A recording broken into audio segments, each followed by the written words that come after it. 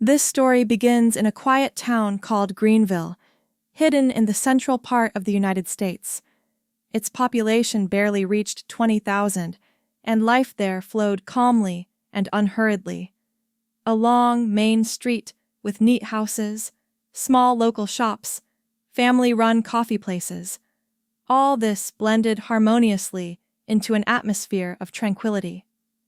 Greenville was surrounded by a broad plain, colorful fields of corn and sunflowers, and flood meadows that turned into magical landscapes in spring and fall.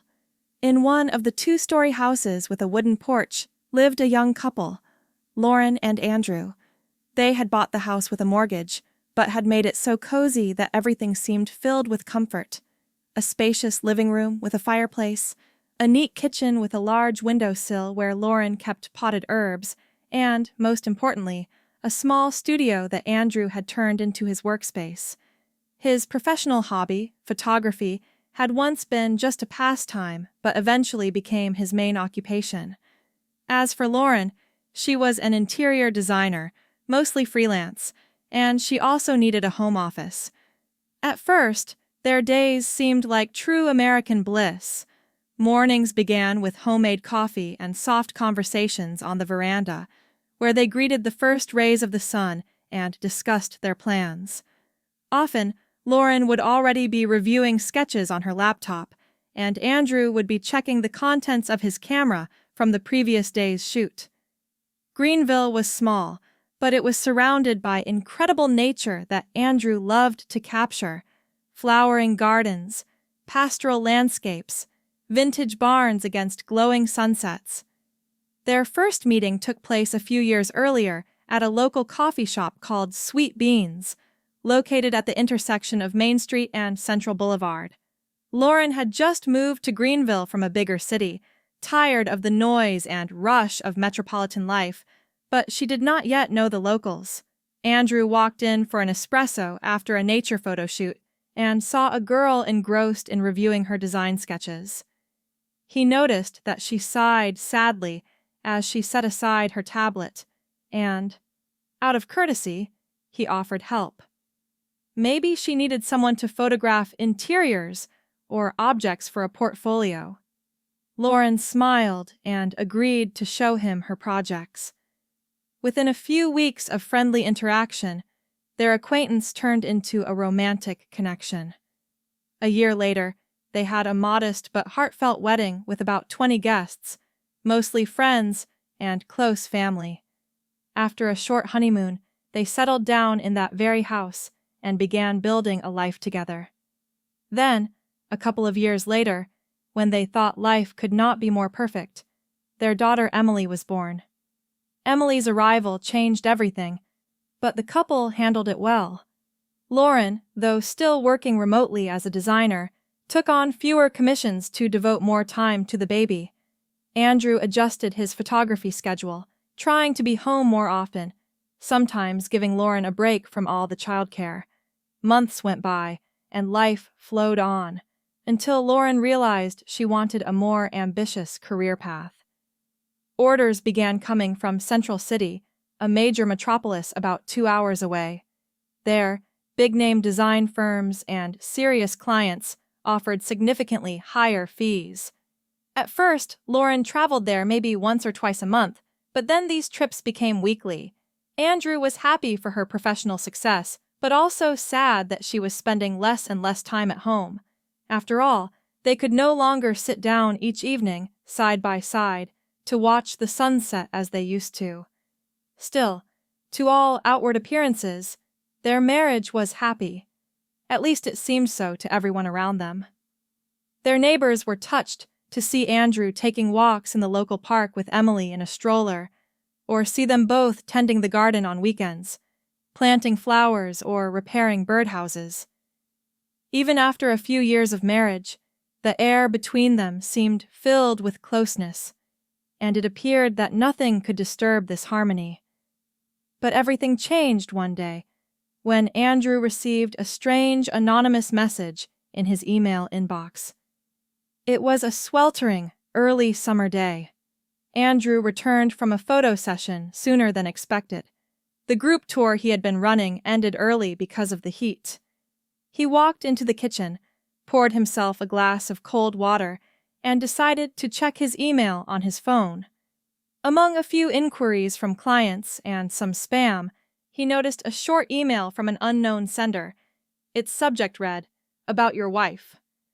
Usually, Andrew would delete messages that revealed nothing in the subject line, wary of spam or viruses, but a strange feeling made him open this one. The email said, "Andrew, your wife in Central City is doing more than just business.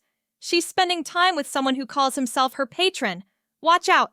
Not everything Lauren tells you is true." That was it. No signature, no hint of the sender's identity, no specifics. Andrew read it twice, baffled. Initially, he wanted to delete the message, deciding it was a prank or a malicious attempt to sow discord in his family. But a sense of unease nagged at him. Why was he the one receiving such a message? How did they get his email address? Most importantly, could there be any chance that Lauren was indeed hiding something? He locked his phone and tried to shake off the suspicion. When Lauren came home in the evening, clearly tired from her commute, Andrew almost confronted her, but seeing that she could barely stay on her feet and went first to hug little Emily, he held back. What if this is all nonsense, and I would only hurt her with these questions? He thought. That day he said nothing about the anonymous letter, yet the seed of uneasiness had been planted. So, when Lauren left for Central City the next day, Andrew couldn't help but notice every little detail. Did she really turn off her phone for a key meeting? Did she name the people she was meeting? Did she repeatedly mention a certain man? He remembered hearing about someone named Ivan from Altair Design, a design firm she was involved with. Could he be the patron mentioned in the email? At that point, it was all guesswork. But even a hint of suspicion can start a chain reaction. Andrew had no idea yet that this was just the beginning of a series of anonymous accusations. Several weeks passed. Summer was in full swing, scorching the fields around Greenville while life in town ambled on. Lauren kept heading to Central City more and more often, sometimes spending whole days at a time there, consulting on major design projects. Andrew tried not to show mistrust, but each time Lauren mentioned another business lunch or urgent meeting, an anxious knot formed in his chest. He reminded himself to trust his wife, that life never stands still, and that she had every right to pursue new career opportunities. Yet something nagged at him. One day he was browsing social media and came across photos of Lauren posted by a friend from Central City. The shots showed a dinner at a fancy restaurant where Lauren was seated among a group of men and women who all seemed to be having fun. But one man sitting next to her was clearly resting his hand on her shoulder in several photos. In other pictures, he leaned in so close to her face that one could read it as intimate whispering.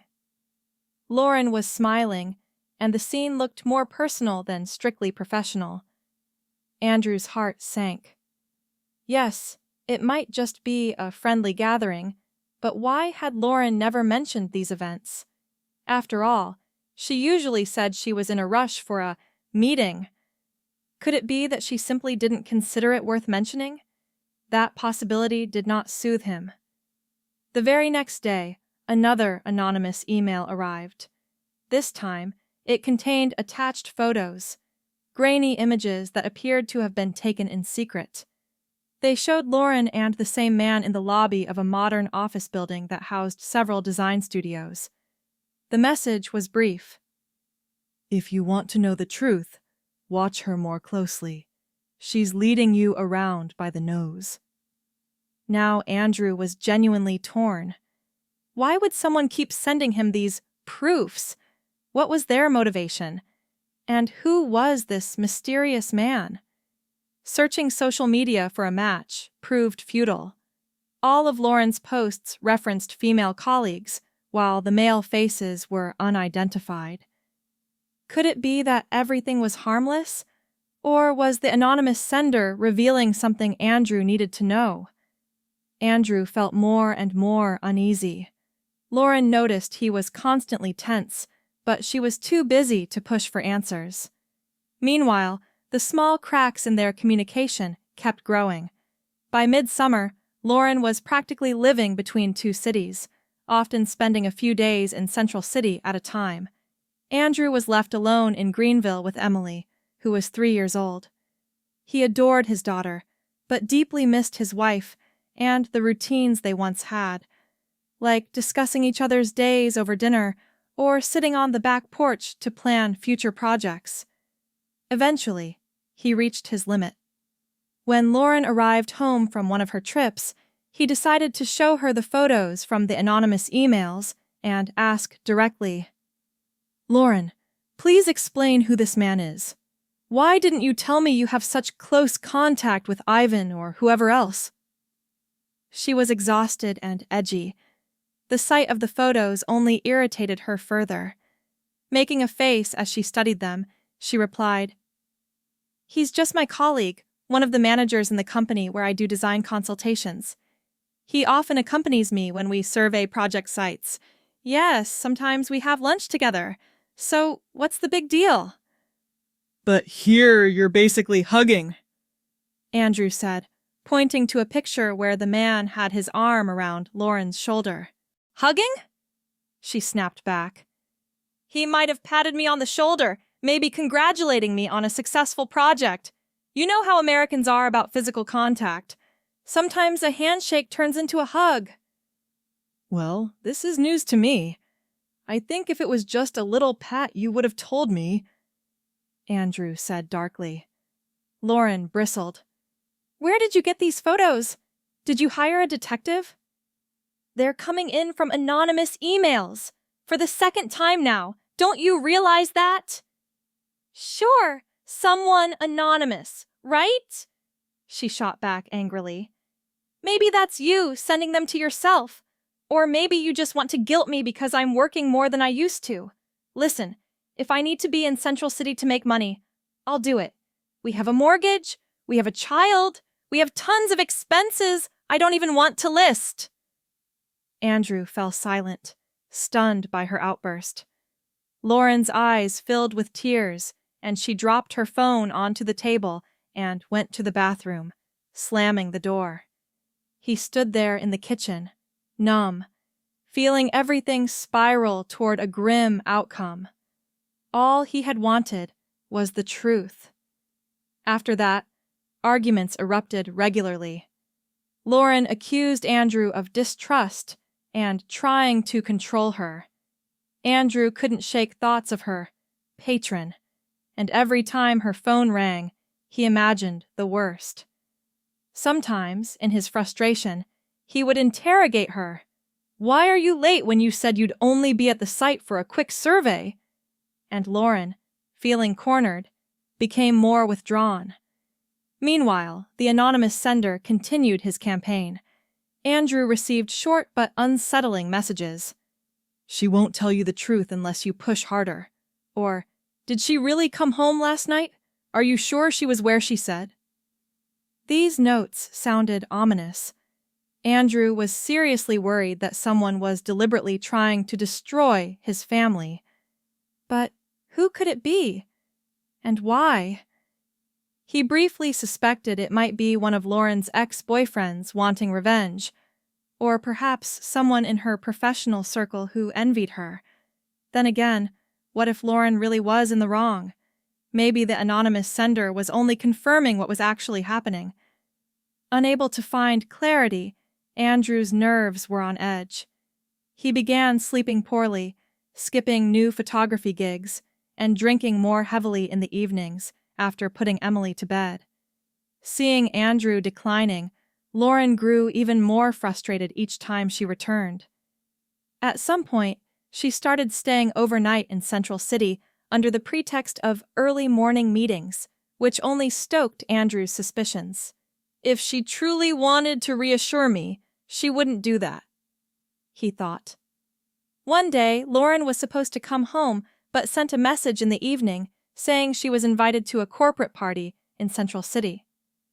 "This is really important for my career," she texted Andrew. He read it in the kitchen, looking at a photo in which he and Lauren smiled happily before Emily was born. It tore him apart inside. If their relationship were still as it used to be, he'd be glad for her and would ask about her colleagues and upcoming projects. Now, he was certain this party might be a cover for a date with her presumed lover. Late that night, another anonymous email arrived with a link to a discreet file hosting site. Nervously, Andrew clicked it. A short video played, apparently filmed from a distance, perhaps in a bar or restaurant. It showed Lauren seated with the same man from the previous pictures, in what looked like the same venue. The footage was grainy and had no audio, but the man reached out and touched her hand, and she didn't pull away. At one point, they leaned so close it could be interpreted as a kiss. Then the video cut off. Andrew's hands went cold. He replayed the clip multiple times, seeking any clue it might be a misunderstanding or a fake. But what he saw looked damning, and there was no way to know what happened after the clip ended. By the next morning, when Lauren returned, Andrew was waiting in the kitchen with his laptop open to the video and a glass of whiskey in hand. She stepped over the threshold, immediately noticing his grim expression.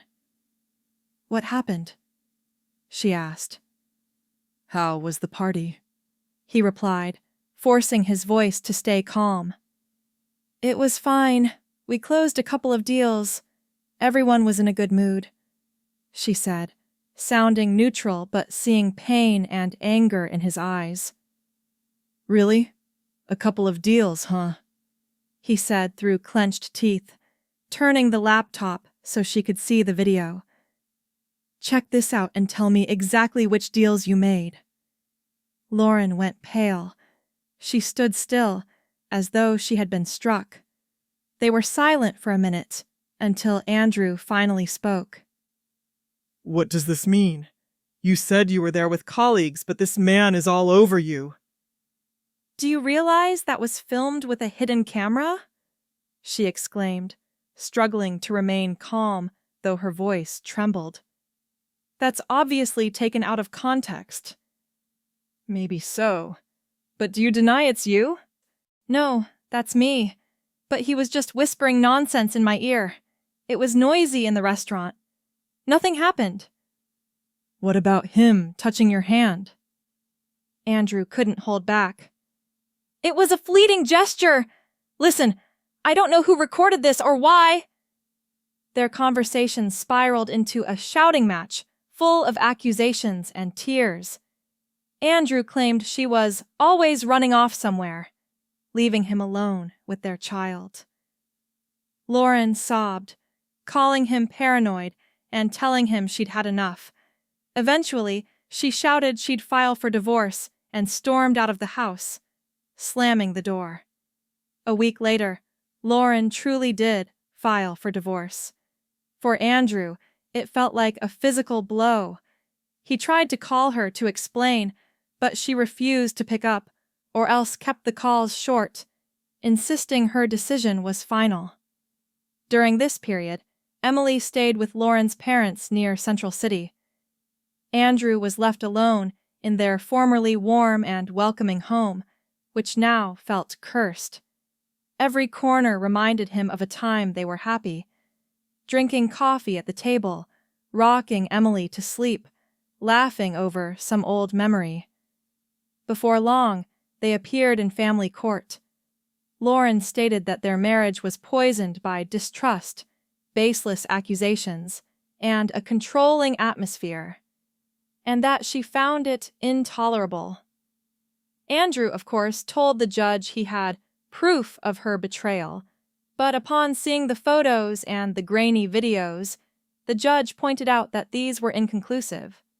Legally, there was no definitive evidence of an affair since the source of the footage was unverified and the context was unclear. Meanwhile, Andrew's methods, monitoring Lauren, snooping in her private messages, showed his distrust.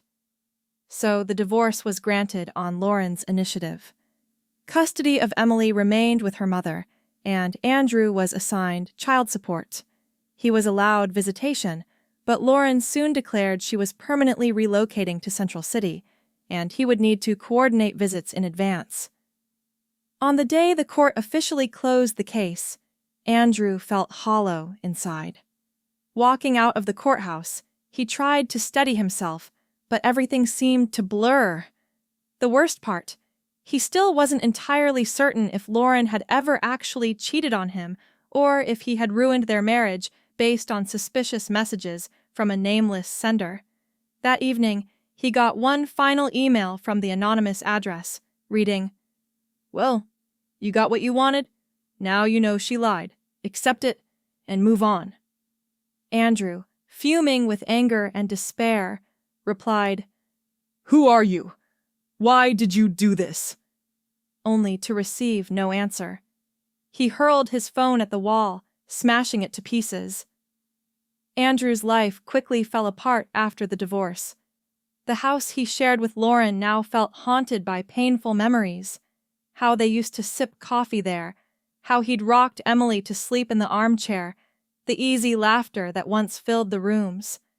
He tried to work, but he was so overwhelmed by grief and doubt that he often canceled shoots.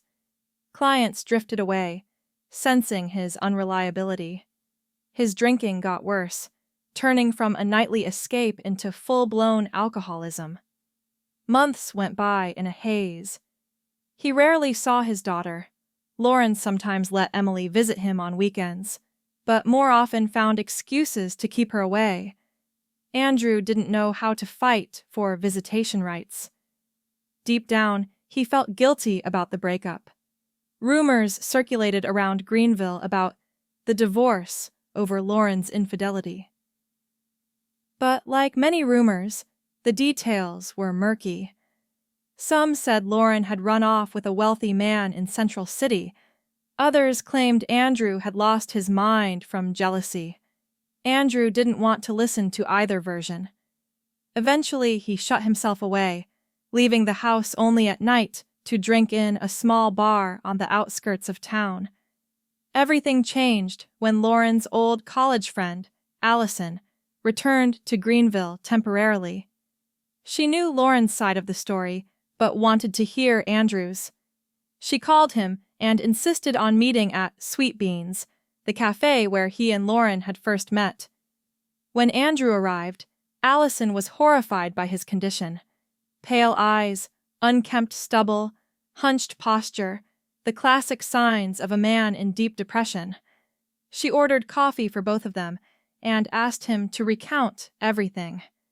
Silently, she listened to his account of the anonymous emails, the photos, the videos, the suspicion, and how Lauren swore nothing serious had happened. When he finished, Allison sighed. "You know, Lauren once said that someone, maybe back at her previous design firm, was spreading rumors about her involvement in shady dealings. She suspected it was a competitor who hated her for refusing to collaborate. She never had proof, and it died down. But maybe it's connected." Andrew frowned. "You really think so?" "I don't know," Allison said with a shrug. "But she did say this person was capable of something nasty." Andrew contemplated all the times he could have searched for an outside enemy instead of believing the worst about Lauren. Allison suggested, "Maybe you should find proof that this was a setup. Talk to the people who saw you both. Figure out who this man in the photos is. You're sure he's her lover, but what if he's just a colleague?" "I tried," Andrew said, exhaling sharply. "But after the divorce, I've had no reason to continue. It's over." Emily is still your daughter, and you still have feelings for Lauren. That's reason enough," she answered gently. "What if it turns out she was innocent, and someone deliberately wrecked your marriage?" Those words struck a chord, yet Andrew didn't know how to react. Deep inside, He still harbored resentment over how Lauren had left without fully proving her innocence. A few more months passed. The weather shifted from summer heat to autumn chill. Andrew continued to struggle with alcohol and had lost most of his photography clients, except for the occasional wedding or local event shoots friends begged him to do. One late evening, as he left a bar, a tall man in a suit approached him in the parking lot. "Excuse me, are you Andrew Hart?" Andrew, holding a half-finished beer, retorted dryly, "Depends on who's asking." "My name is Nick Baker. I once worked on a project with Lauren. I've heard about her conflict with a man named Roman Crane. Maybe you've heard of him?" Andrew squinted. The name meant nothing to him. Nick continued, "He's the guy who's taken over about half of the major design projects in Central City. Lauren refused to partner with him because she thought he plagiarized designs. He got furious. I suspect he hired people to follow her and damage her reputation. He's known for not holding back when he wants revenge. I almost fell into his trap myself. Now I've heard about your divorce."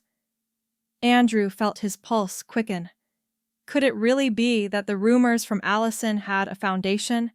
That a man named Roman Crane had orchestrated these events? "But why would he want to destroy our marriage?" Andrew asked, breathing heavily. "Lauren was a key figure in some big projects," Nick explained. "Maybe Crane wanted to break her psychologically by wrecking her family. If a spouse no longer believes in you, your life collapses, right?" Andrew felt the hairs on the back of his neck stand up. All the fights, the pictures, the videos, Lauren's pleas of innocence. Could it all have been a carefully planned revenge scheme? And had he essentially helped make it happen by giving in to suspicion? The possibility that someone's malicious plan had driven him to destroy his own family tormented Andrew day and night. He seethed at Roman Crane, but also felt crushing guilt for not standing by Lauren. At each new anonymous email, he hadn't defended her. He'd attacked her. Ultimately, she ran away because of him. Unable to cope with his anguish, Andrew fully descended into alcoholism. Not just evening drinks, but entire days lost in a drunken fog. His few acquaintances withdrew, believing he needed professional help. At last, his childhood friend Joseph, fed up with Andrew's self-destruction, forcibly took him to a rehab facility in a neighboring city. Under medical supervision, Andrew spent several weeks detoxing and undergoing therapy. His psychologist listened to the story and insisted, "If you truly want to move on, you must confront what happened. Look for solid evidence that this was all orchestrated. More importantly, if you can contact Lauren, tell her everything.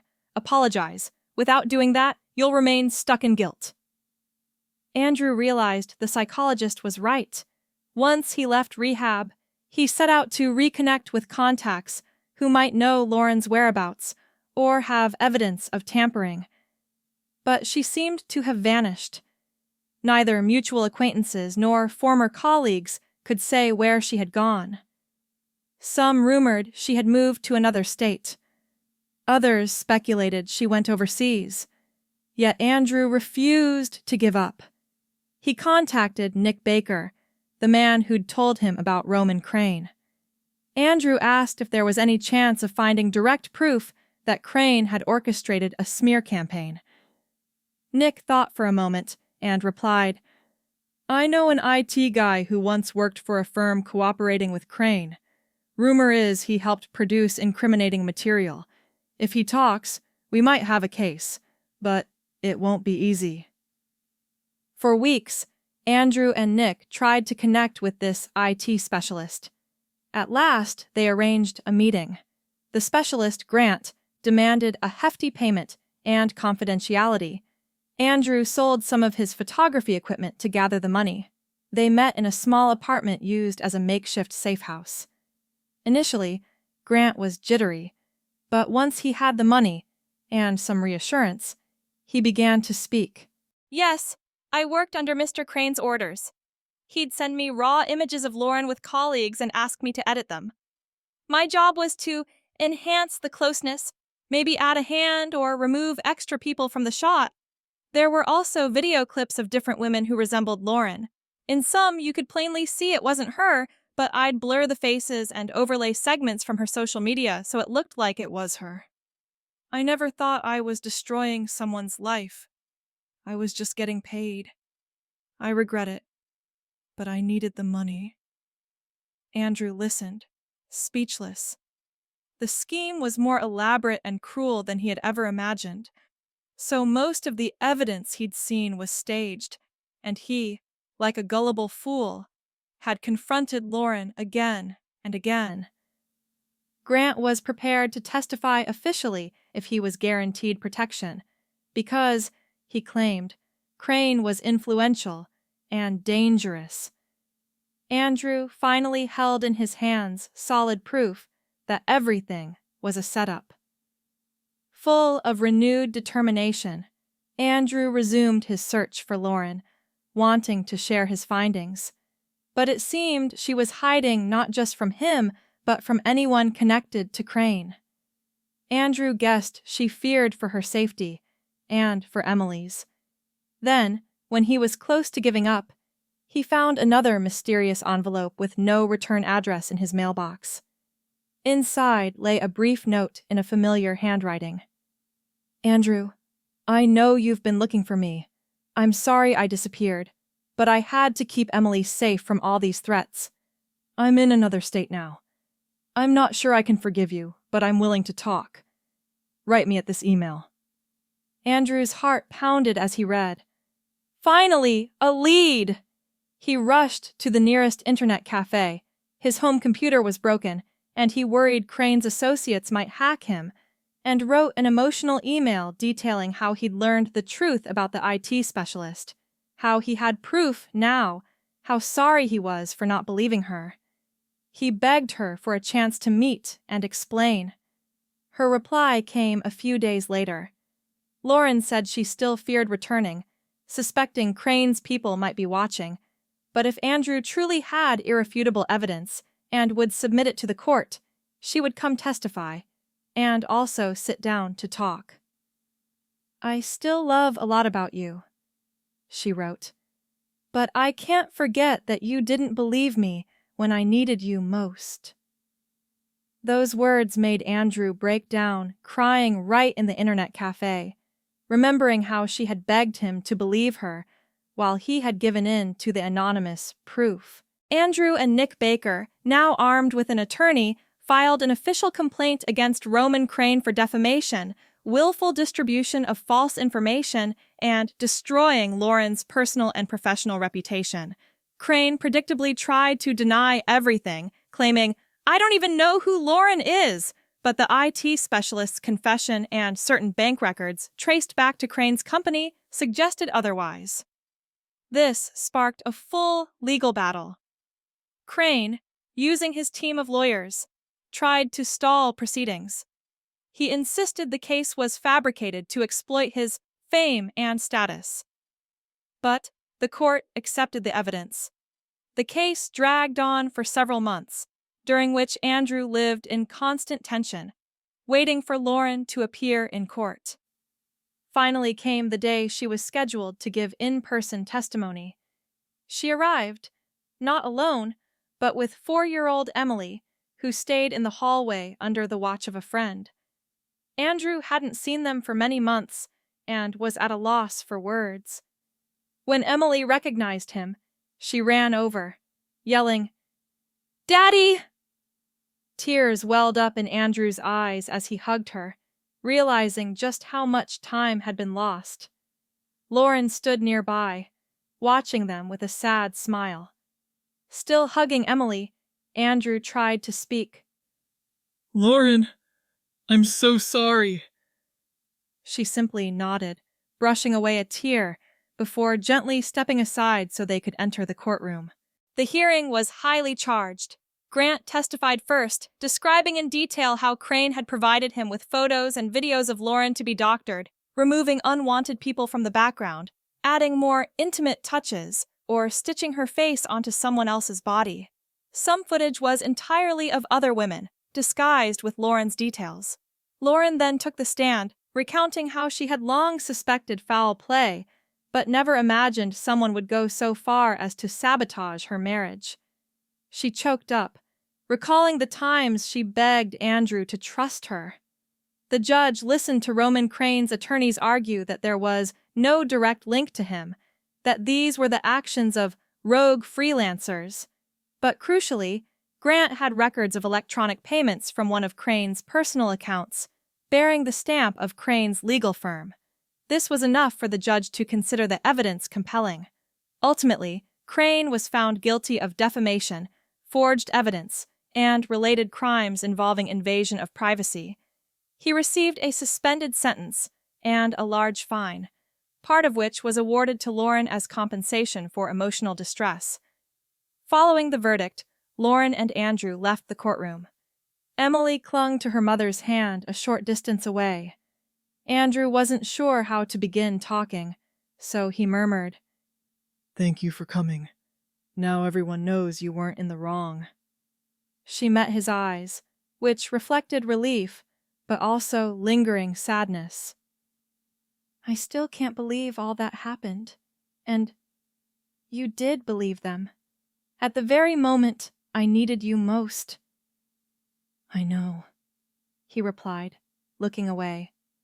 "I'll be begging your forgiveness the rest of my life." "No need to be so melodramatic," she sighed. "We both suffered. You were targeted too. But I can't forget how it felt when you turned on me instead of standing by me." He swallowed. "So what now?" "I'm leaving again. Emily needs a normal life. In Greenville, everyone sees us as those scandalized people. I don't want to stay in Central City either. Maybe another state. I have a possible offer from a firm in Chicago. But She hesitated. "I don't want to close the door on us completely. Maybe if we keep talking and try to understand each other, we might have a chance." Andrew felt tears threatening to fall, but managed only to nod. "Yes. Give me a chance. I'll do anything to be there for you and Emily, even if it takes years." Lauren gently touched his hand. "Let's see where it goes." In the months that followed, they had long phone calls and video chats. Lauren did move to another state, starting anew at a design firm. Emily enrolled in a local preschool, adapting to her new life. Andrew remained in Greenville, but no longer felt so alone. He rediscovered his drive for photography, salvaged his professional reputation, and slowly regained his clientele.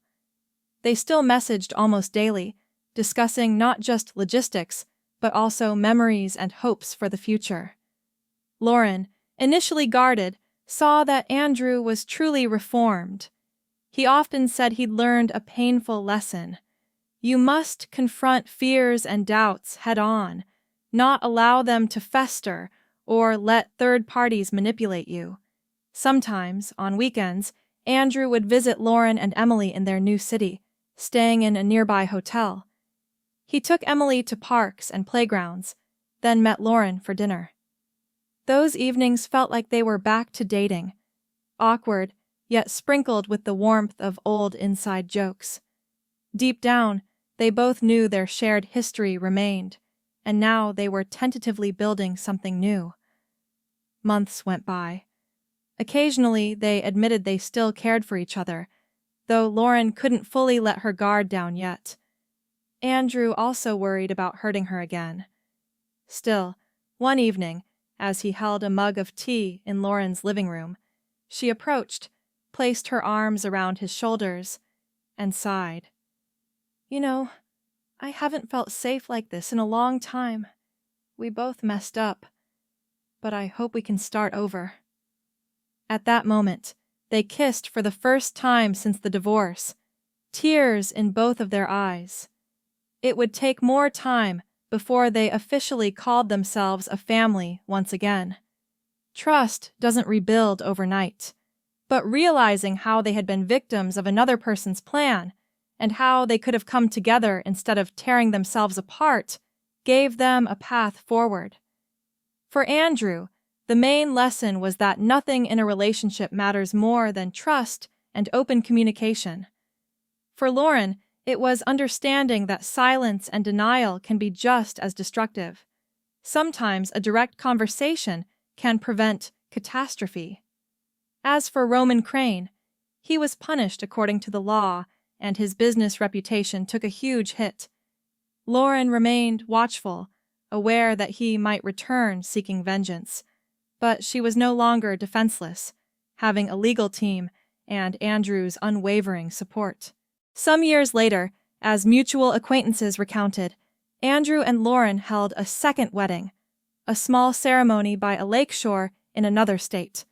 Emily, now older, was the flower girl, tossing petals ahead of her parents.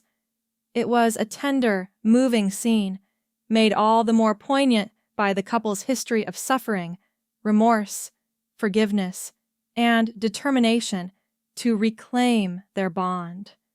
So this story, which began with a seemingly trivial anonymous email, grew into a saga of suspicion and jealousy, accusations and heartbreak, divorce and emotional collapse, and ultimately redemption and a chance to start afresh.